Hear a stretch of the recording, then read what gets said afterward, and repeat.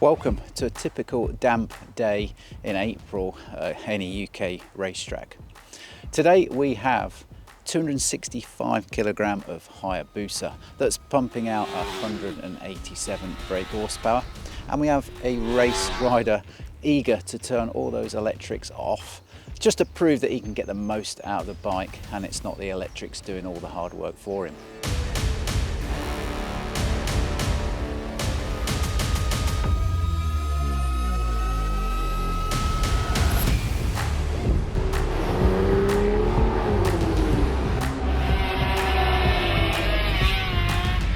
Environmental zone restriction ahead. Make sure you have the required permit to proceed. What? Environmental zone restriction ahead. Make sure you have the required permit to proceed. I'm Mike. And I'm Danny. And this is Petrol Revolt.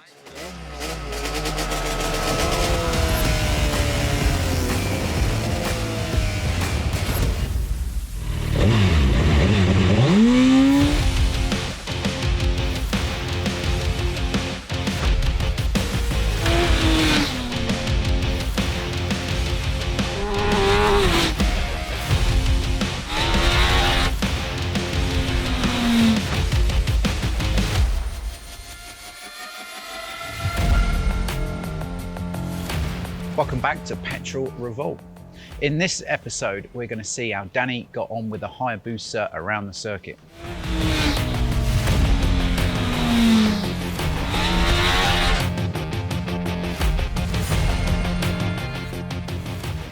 Now, unfortunately, because it's parked here unscathed, there's a bit of a spoiler alert in that nothing untoward happened with the bike. So let's find out from Danny if that's because it was really uninspiring, or it's because this machine behaved so impeccably that it didn't even get anywhere close to having an off.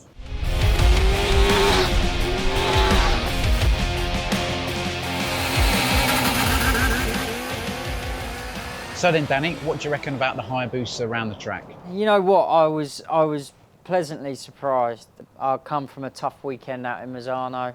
You know, it wasn't, as bike races, not all weekends go great, and that weekend was a bit of a struggle.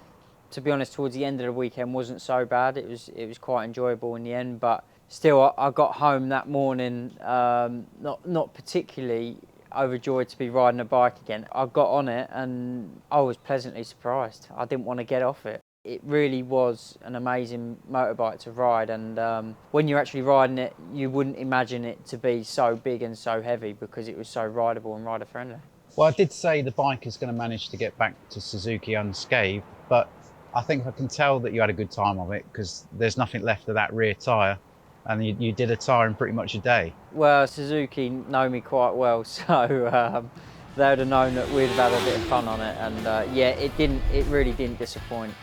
So, never been on a Boozer before, and there's a lot of hype out there about how powerful it is, and a lot of talk about how this electronics package is so in-depth and sophisticated. So, a little bit of trepidation. We had it in mode C to start with, so this is least amount of engine power, most amount of traction, quick shifters working, and really important on a Hayabusa anti-wheelie. So, tell us how you got on with the bike in comfort mode. Yeah, so I'm in comfort mode, It was drizzling a little bit, so it was quite nice to ride it in that mode, but you could grab hold of the throttle and twist it as hard as you could and it not do much. The power delivery was quite sluggish, quite slow, but you know, if that's how you like to ride a bike and you don't want the maximum power out of it, then it's fantastic. You know, you will never be able to get yourself in any sort of trouble. The bike just done what you wanted it to do, really. Obviously, there was no wheel slip, there was no sliding, the front wheel wasn't coming up. The engine brake felt good on it. There was quite a lot of engine brake actually in mode C. The quick shifter worked and the auto-blip worked, but it was quite slow. It was quite sluggish with the auto-blip, so you just needed to give it more time shifting back the gears.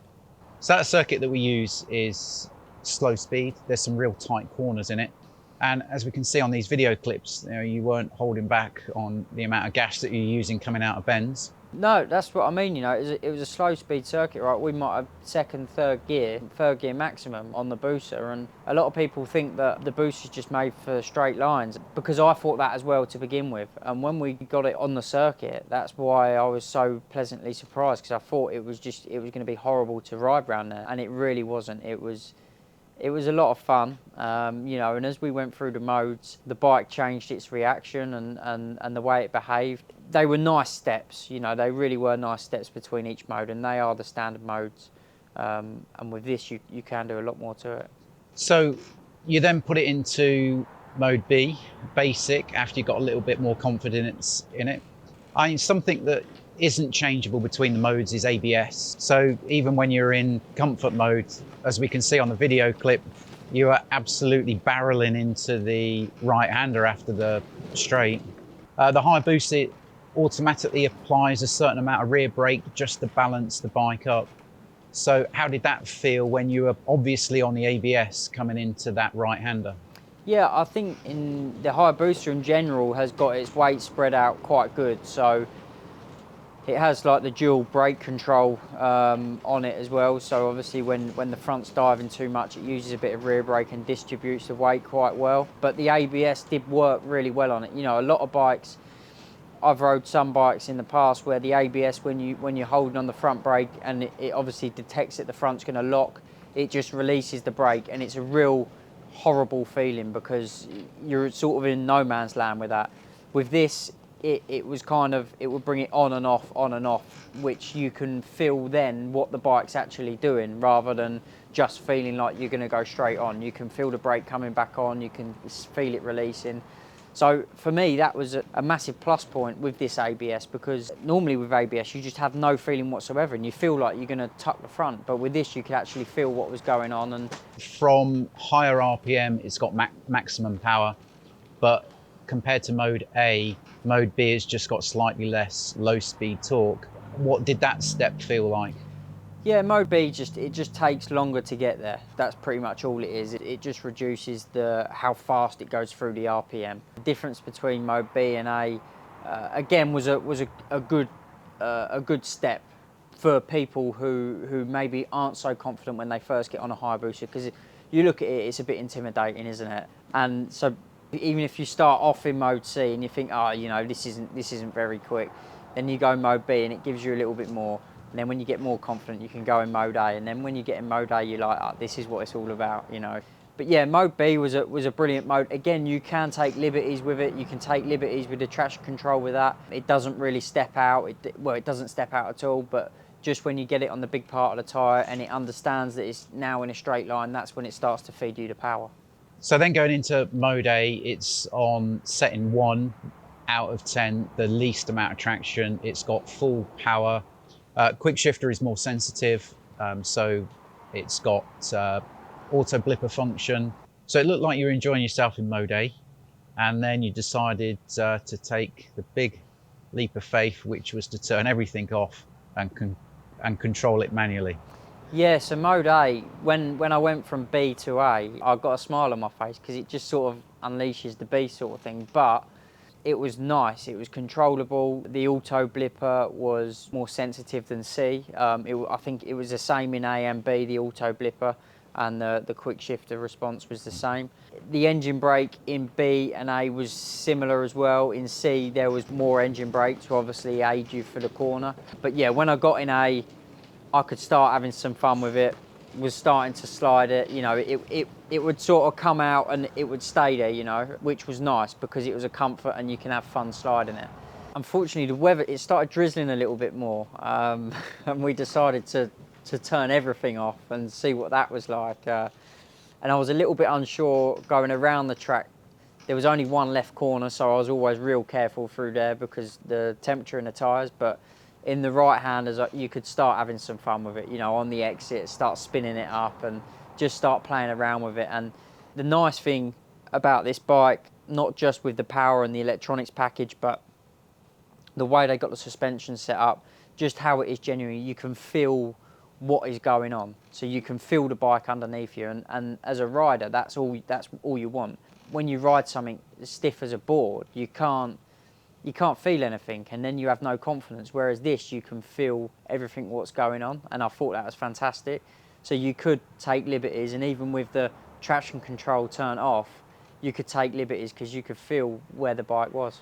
Watching you in that session was just surreal, because you're watching a Hayabusa, which is a hefty lump of metal, going round a short circuit with no rider aids on, in the wet. It's sliding, getting out of shape. Yet lap after lap, you would just consistently sliding to the same extent coming out of bends, consistently braking on the ABS into the sharp hairpin. You know, it looked like the only way you were going to come back in is if you ran out of fuel. It was, and you know, like I said, after a fairly difficult weekend racing, I didn't think that I was going to enjoy riding a motorbike on that Monday, but I did. And you know, it was very consistent. Like you just said, you know, coming out the corners, we had a consistent slide. It wasn't completely lock to lock. On the exit, it was a slide, and maybe even on the cameras, you might not even be able to tell, but you know, we could see because we was laying black lines. It was nice and it was controllable. That was the main thing. It wasn't like we'd turned all the rider aids off and it was an absolute beast but wanted to kill you. You know, it was a really fun rideable bike. They've obviously spread the weight out really well because, you know, I was coming out the corners. I think we might have had a bit of wheelie control on, but it was mega stable. When it's like that and you can feel what's going on, you can have so much fun on a motorbike. So in the media, lots of reviews, you see the Hayabusa just being a straight line missile, reaching 180 mile an hour, and then people brake for the end of the runway. They often follow up with, well, you wouldn't take one of these on track, it's not what it's for.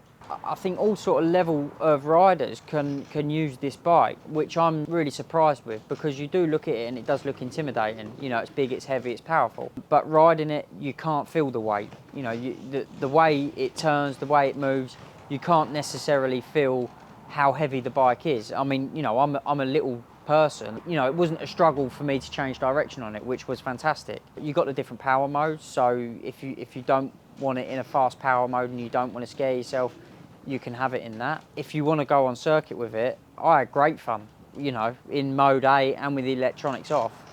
I had great fun on it. Yes, of course, you're not going to be able to go as fast as a GSX-R 1000 or these modern day superbikes, but you can have a lot of fun on it. You know, you will reach the limits of it, but you can feel what's going on. So you can get to that point and stay at that point and just keep having fun on it, and you can feel everything what's going on. Whereas a sports bike, they're a lot stiffer, they're a lot more aggressive. They do, again, have the electronic aids and things like that on, so they are a lot easier to ride now. But you would probably feel a little bit more intimidated by a sports bike, where I think this, you can go, you can have fun on it, you can feel what it's doing. It might move around a little bit, but you're safe on it, you know. And if you want fun, if you want to light it up out the corners, you can feel what it's doing, and it's really fast. So for a fun factor, I would take it on a track day. Well, one thing that surprised me from chatting with you after each session, it appears like, as formidable as this bike is, it sort of doesn't need the rider aids. If you get yourself into trouble, it will correct an error.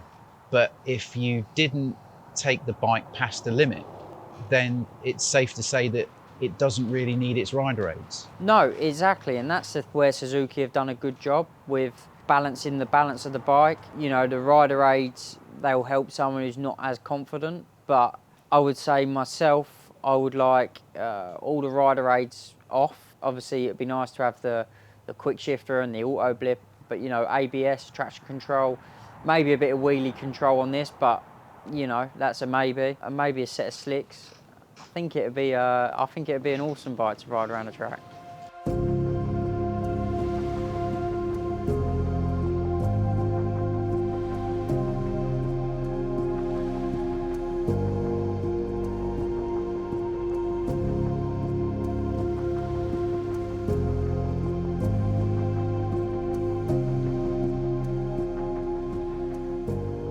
So coming on to rider aids and in the professional motorbike racing scene, you are from an era where you started off, especially the type of bikes you rode, with no rider aids.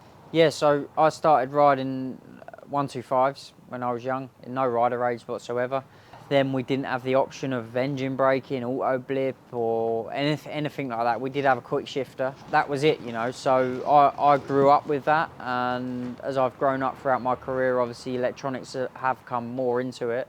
They are there for a safety aspect, but sometimes the ones in the stock bikes can hold you back a little bit, and you want to fine-tune them electronics, which you can do. Like the British Superbike class, you're not allowed any traction control, and the data engineers and the electronic guys do play around with how much percentage you get in first gear, second gear, and they can do all that sort of stuff.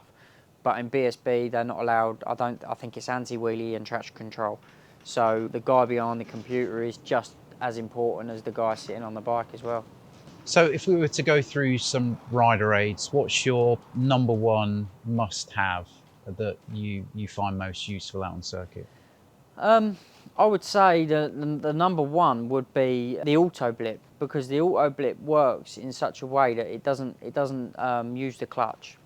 I went from riding a superbike doing the International Road Race Championship and FIM World Endurance, where I had an auto-blip, and then I went to World Supersport where we wasn't allowed auto-blip, so it was just back to using the clutch. So when you're using the clutch and you're shifting down, obviously it's engaging and disengaging the clutch all the time, which then upsets the bike, which then the data engineer has to change the engine braking to try and accommodate for that rear wheel slip on the entry of the corner. And that's all down to rider preference on how you like it slipping or how you don't like it slipping. But with the auto blip, that helps a lot because you're not engaging and disengaging the clutch all the time. If you haven't got an auto blip and you're using the clutch old school style, you can blip the throttle, but again, sometimes that takes the blip in the throttle. Sometimes you can just release that front brake a little bit without even knowing, and then you're not braking as hard. So for me, the auto blip is a big plus. So another electronic feature, traction control. So when you want to go on the gas coming out the bend, is that a go-to aid for you? Traction control has its pros and cons. You know, when you've got a new tyre in and you've got the traction sort of set up where you want it to be set up, you can get the new tyre and just open and just hope when it slides it saves you. When you start getting wheel spin, when the tyre starts to become old, the traction can kick in too early and hold you back. So that a lot of the time you'll have a little bit more traction on at the beginning of the race, and then you'll start to turn the traction off because the rear wheel will be spinning and will be cutting in too early, so it will stop you from driving. Like I said, the British Superbike guys don't have any traction control. They do have very clever data and electronic engineers which can bring down the power a little bit in certain gears and stuff like that, but a lot of it's to do with the rider's right hand. And again, in World Superbikes, you know, I bet people like Top Rack, Scott Redding, Jonathan Ray, them guys towards the end of the race will be running probably the least traction they possibly can and just controlling it on their right wrist.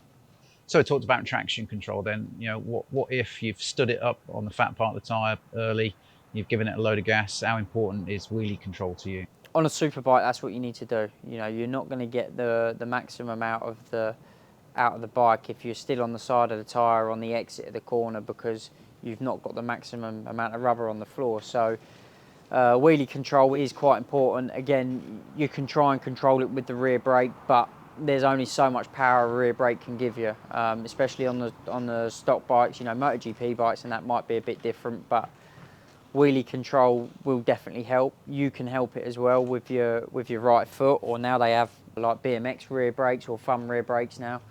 Wheelie control is more important for me over traction control because I'm quite a small, well, I am a small rider and I struggle to get my weight over the front of the bike. So for me, if I had to choose between the two, I would prefer wheelie control over traction control. So we're not spoke about ABS, and linked with ABS will be engine braking. Yep. So what's your setup on those? So obviously on a race bike, we don't have ABS, so we just work off the engine brake setting, which is really important for the rider. Like I mentioned before, the auto blip does help with that, but also you always want a little bit more. You know, if the rear wheel's locking up too much into the corner, you want to try and free that off, and that's what the data guys and that do. I don't get into that side of things. But on this, When the ABS kicked in, it used also the dual braking system, which was really good. I've never rode with that before, but that was really good, and it surprised me quite a bit in how good it was. And the engine brake setting definitely does help, because sometimes when you are going into a corner and you want to carry that corner speed, sometimes the engine brake, if it's too much, then it can hold you back too much and you'll slow down too much for the corner. And then in the end you end up getting on the throttle and off it and on the throttle. The engine brake in these stock bikes are good, but they're not as advanced as what they would be on a race bike. But again, I think with the production bikes now, they've got very, very good traction control on them. They've got the auto-blip on them, which is good. ABS, dual brake system now. And I think the next step for the road bikes is to start to improve the engine brake settings. But you know, that's all to come in good time. I mean, what, 15, 20 years ago, you couldn't get a road bike with traction control or anything like that on. They are moving ahead fast, and I think that's possibly the next step they're going to be making. So just about the only electronic aid we haven't talked about is launch control. And on normal bikes you ride, how important is that to you? For me, it's not very important. I prefer doing it manually. It does sound good. It does sound very good. It makes you look good as well. But I think if you can get the RPM right, then you can do it. It's very difficult. It's very difficult to hold. You see a lot of people do. In the racing world, we call it like the motocross start, where they're winging the throttle like that. But then if they go to pull away and they're off, then they're not going to get a good start. But if you can manage, if you've got a steady enough wrist and you can manage to hold it at the RPM, which is the peak RPM, and as you all know, at peak RPM, it's really difficult to keep it at that RPM.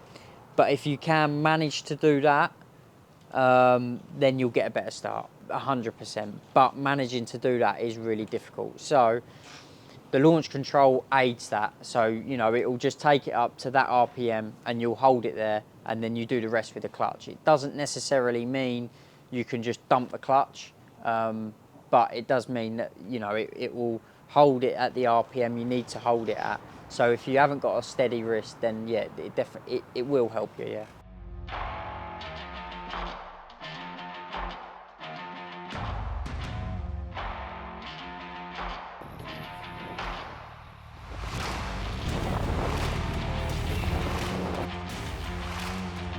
Yeah, so when we come to test the launch control out on this, then the drizzle turned into quite a bit of water on the track. I thought that there was absolutely no way that manually you're going to get close to how the electronics launch this bike, especially with all that power and as monstrous as this bike is to manage. So looking at some data on the internet, then Bruce Dunn had recorded 2.69 seconds, Yep. 0 to 60, and that was obviously in the dry, Yep. on a tyre that's got nice and hot. When you were first playing with this, you managed to get 3.13 seconds, 0 to 60. Yeah, which, to be honest, it wasn't bad in all fairness, because the conditions weren't great, and it did just, all it wanted to do was spin up. So even though we had the launch control on, I was still having to be a little bit careful when that sort of phase had finished, because it was only just reaching 60 miles an hour and it would spin up then. So that's what also was losing us a bit at the time.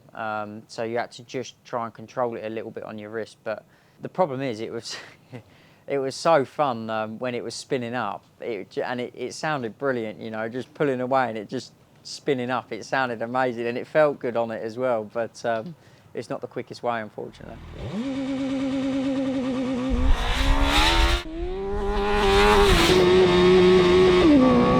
So then we decided to turn it all off and see what you could do. How did you think you were going to get on compared to the Rider Aid? Again, I didn't. If it would have been dry, I think we would have probably beaten it. But it wasn't. And it was, at this time we done it, it was very wet. So I knew it was going to be difficult to control that. And it was difficult to control that. But I think in the end we done a half decent job. You know, we got a little bit of wheel spin and stuff like that, but with the conditions we was in, we was bound to. But again, it was brilliant fun. So no, I don't think we weren't too far off. We couldn't have been.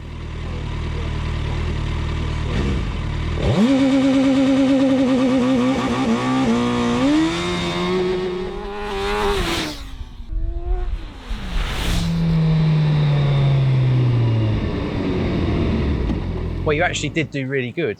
You posted a time of 3.20, which is only 0.07 away from the time that the bike set with its rider aids. So it just goes to show that with a bit of practice and a bit of skill, even in those conditions, as powerful as this bike is, the human can do as good as the rider aid. Well, obviously in them conditions, that is when they come in handy. We done that time from the standing start, from 0 to 60, which was fantastic. In the rain, to be honest, you'd want to go out with this with rider aids on, but the rider aids on it are very good, so you can go out and be confident in the rain as well, which is fantastic. Just coming back to the Busa, it's good for an all-round bike, and I think Suzuki have done a fantastic job in opening it up to more people, because if you aren't such a confident rider, you can still ride this. Whereas I think back in the day when they first come out, they was known to be an absolute beast, an absolute weapon, which they still are, but now you can put the rider aids on and it be a normal touring bike as well.